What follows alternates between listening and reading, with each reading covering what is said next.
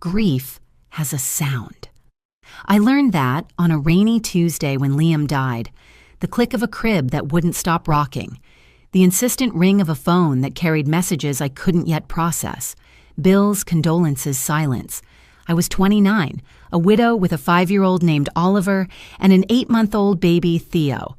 I held it together until I couldn't not in front of anyone, not even myself.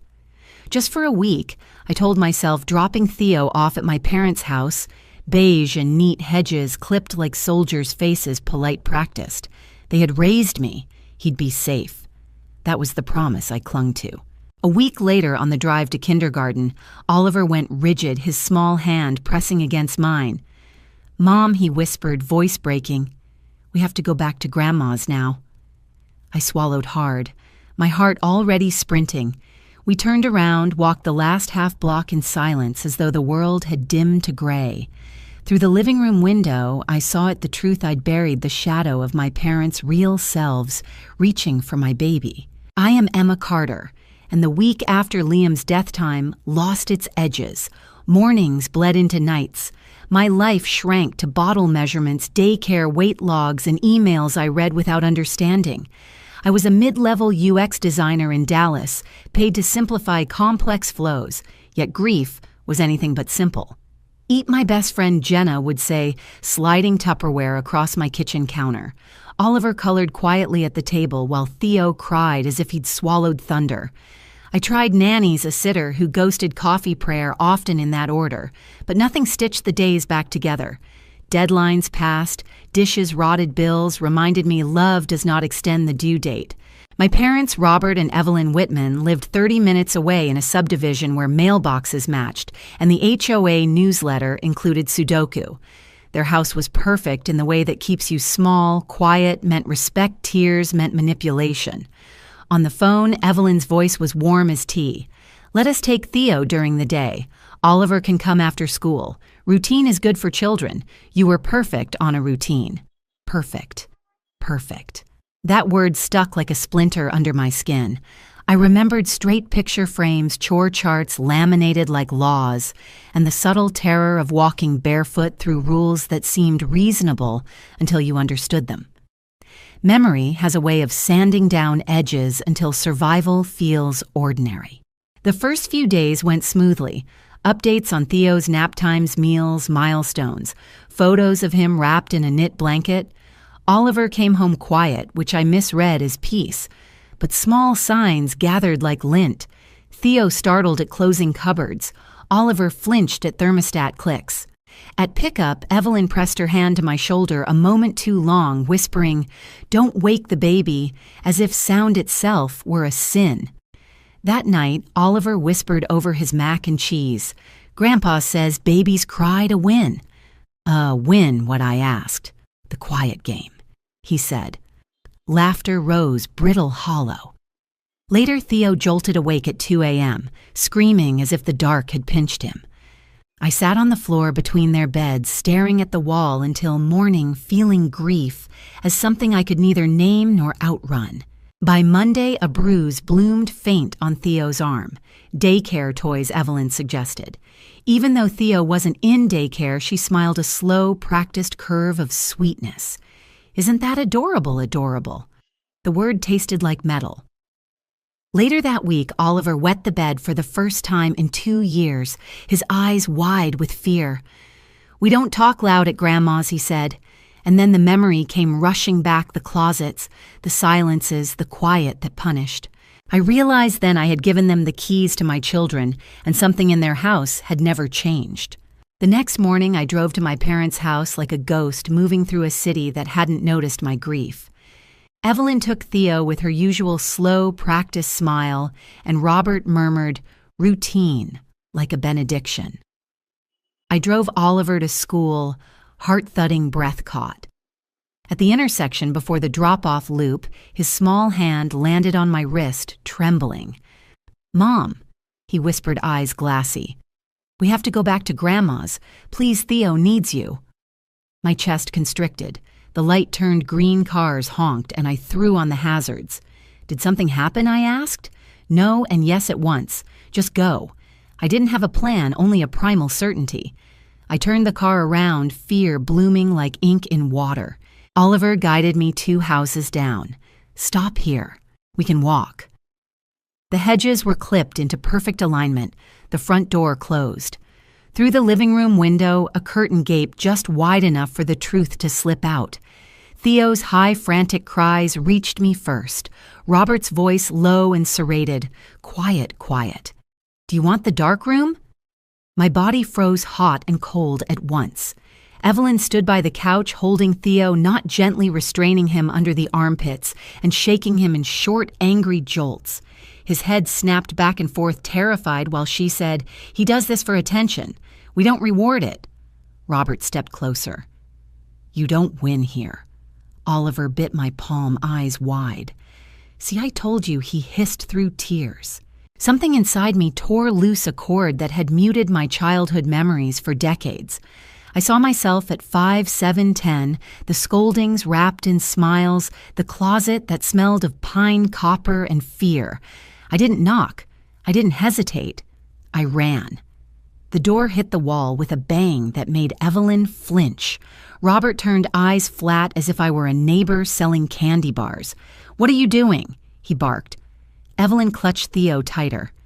"We're leaving," I said, voice low, showing Theo's arm the faint thumb-shaped bruise darkening to plum. "No mine," Evelyn said. "Don't be dramatic," Robert added.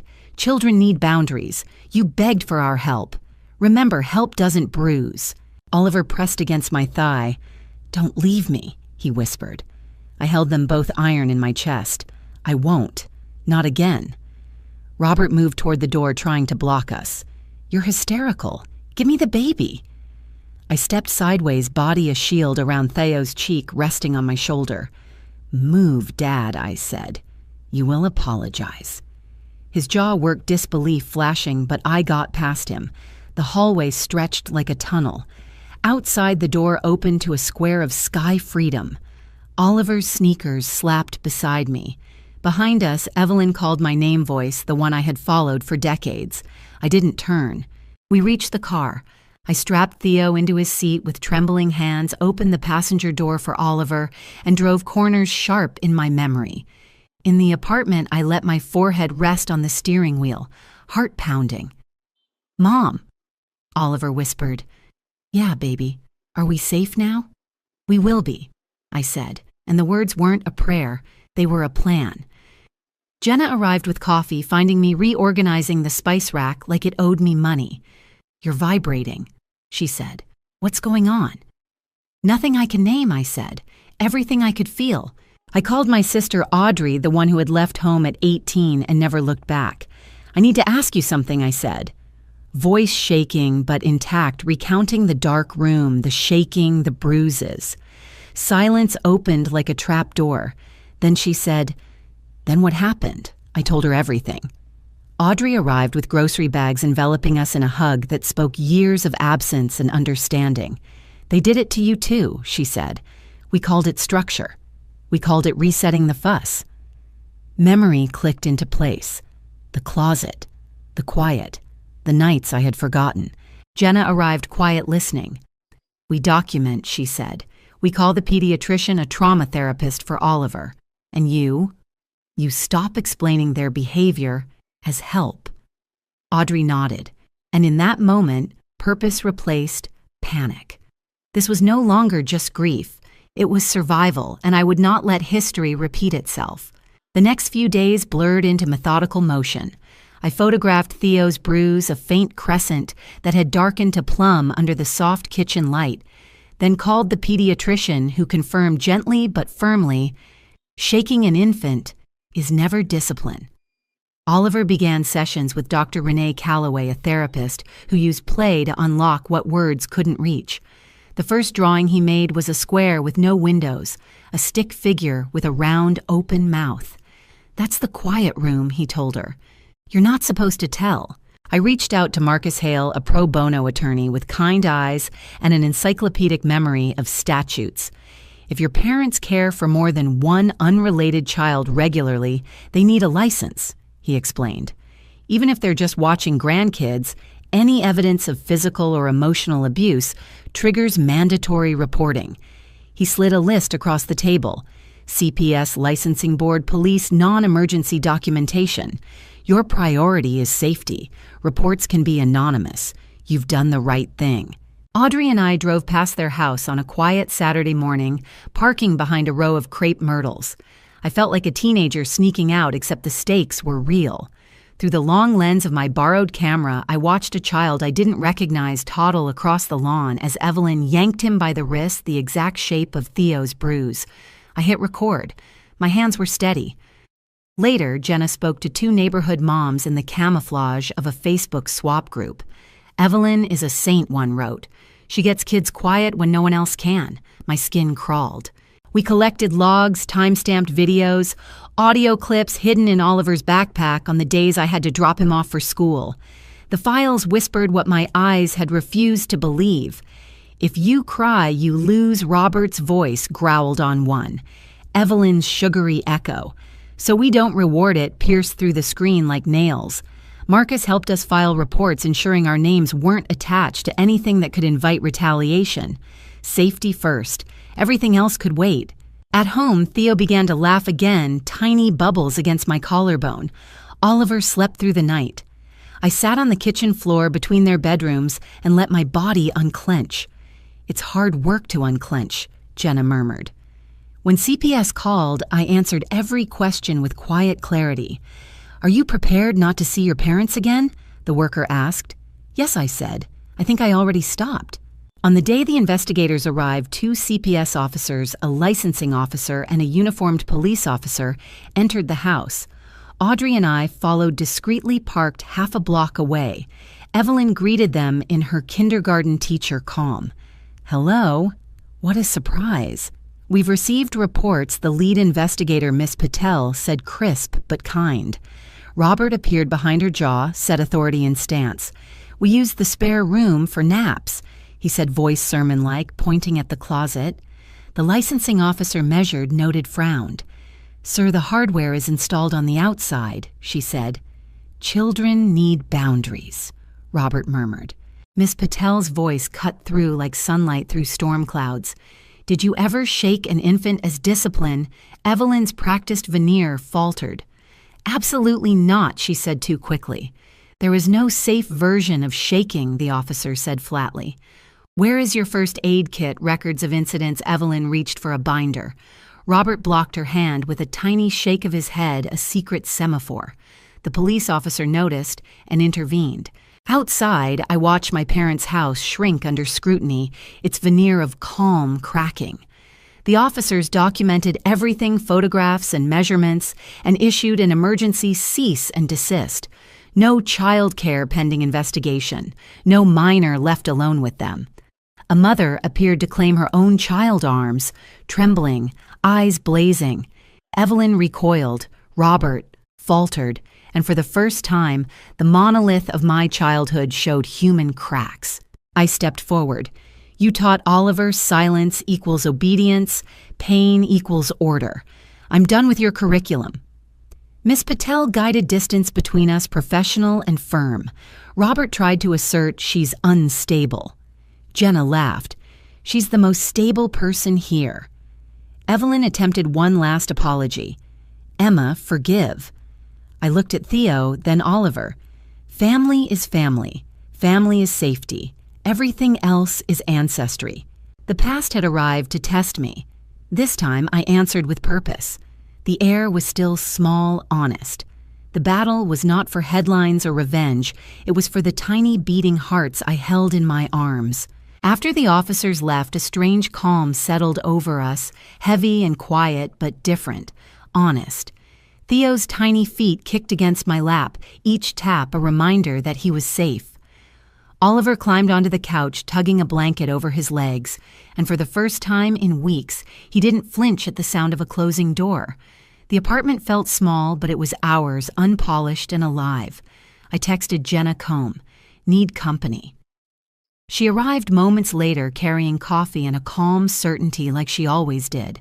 Audrey came on Sundays bringing grocery bags, banana bread, and a kind of warmth I hadn't realized I'd missed for years. Oliver immediately leaned into her hug, whispering secrets only family knows. Theo babbled on the monitor, a language all his own, unbroken and free. In the quiet that followed, I understood something profound. I had broken the cycle. My parents had wielded fear and control as if it were love. I was choosing something entirely different: softness without shame, laughter without punishment, safety without compromise. We began rebuilding slowly. Oliver's therapy sessions became a sacred space, a place where his body could speak before words, where the square with no windows transformed into drawings of playgrounds, spaces full of laughter and life. "Where do you feel safe?" Dr. Calloway asked one day. Oliver placed a small hand over his chest. "Here," he said. I traced my fingers over his, letting him know that our home, our space, our arms were the only answer he would ever need. I started EMDR with Dr. Patel, learning to unpack memory in pieces. I could manage to name things I had buried too deep, gaslighting, intermittent reinforcement trauma conditioning. Naming them made them powerless. They were no longer invisible, no longer able to infect the present. Every day, the boys and I discovered tiny victories. Theo learning that grass could tickle his hands. Oliver realizing that laughing was not only allowed, but encouraged. Laughter became winning tears, became messages, and silence became a choice, not a weapon. Even in grief, life returned in color. We spent Saturday mornings at the park, Theo kicking a soccer ball awkwardly as if pedaling from another planet, Oliver running alongside, free to shout, free to stumble, free to be exactly who he was. I watched them, a slow grin spreading across my face, and thought, this is what breaking the cycle looks like. Not courtrooms or headlines, but children who can sleep through the night without flinching at a hinge, who can draw squares with windows, and eventually draw the world as they see it, not as they were taught to fear it. Months later, the licensing board revoked my parents' ability to care for unrelated children, and CPS closed its case with mandatory parenting courses they could ignore or attend. It didn't matter. The point wasn't their reform, it was our freedom. I never returned to their house. I changed my number, eventually my name on the mailbox. The past can send letters. It cannot open your door. On the anniversary of Liam's death, we drove to White Rock Lake with banana bread and bubbles. Oliver held a shimmer in his hands, blowing it toward the sky. Theo clapped, giggling as the wind caught the bubbles and sent them swirling like light. I felt grief and gratitude intertwine in my chest, hand in hand without fighting for space. That evening, I wrote my sons a letter they would read someday. If someone tells you love equals silence, that pain is how we learn leave. If your body says, run, run. If your mind says, name it, name it. I signed it with all our names, mine, theirs, and Liam's, because family is a circle you draw, not a trap you inherit. Oliver paused in the doorway. "Serious, Mom?" he asked, eyes wide and earnest. "Thank you for going back that day," he said. I swallowed hard. "Thank you for asking me to," I whispered. He nodded, satisfied, and padded to his room.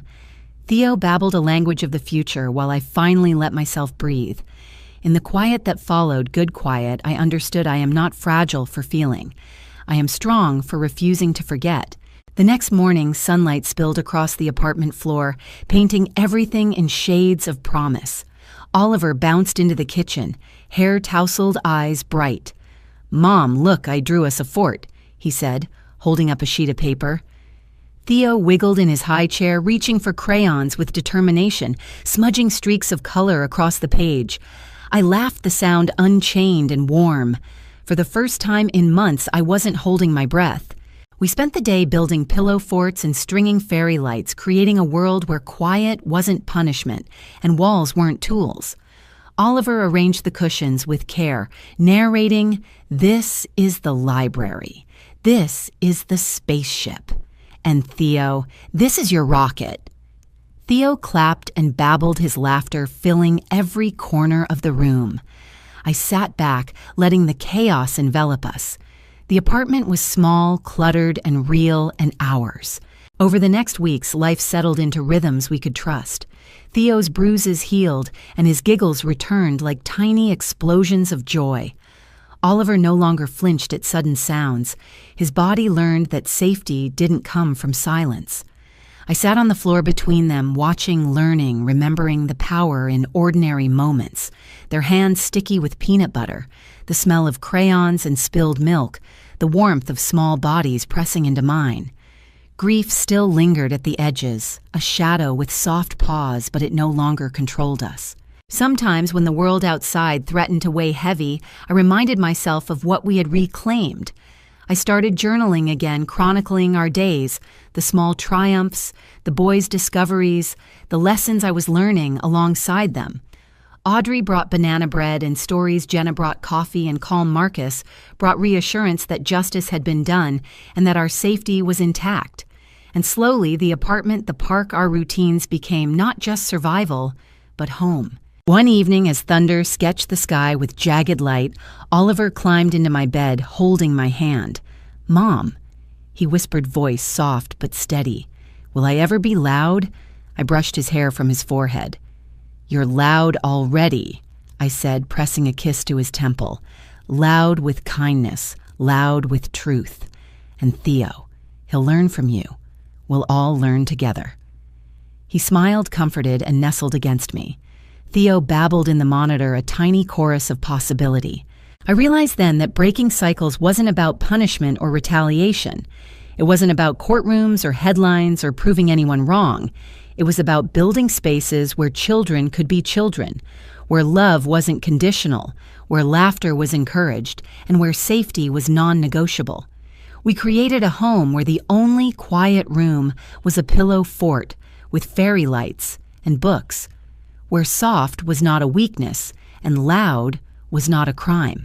I understood something my parents never allowed me to believe. Strength lies not in enduring silence, but in refusing to let fear dictate your life. And so when the past knocks, I look through the peephole, recognize the face, and choose not to open. There is work to do, lunches, to pack drawings, to tape to the fridge, laughter, to practice a home to tend. And every day I remind my sons that they are safe, seen, and free. If this story touched your heart, please like, share, and subscribe for more stories of resilience and hope. Comment below and tell us what breaking the cycle means to you. Your thoughts and stories might inspire someone else today.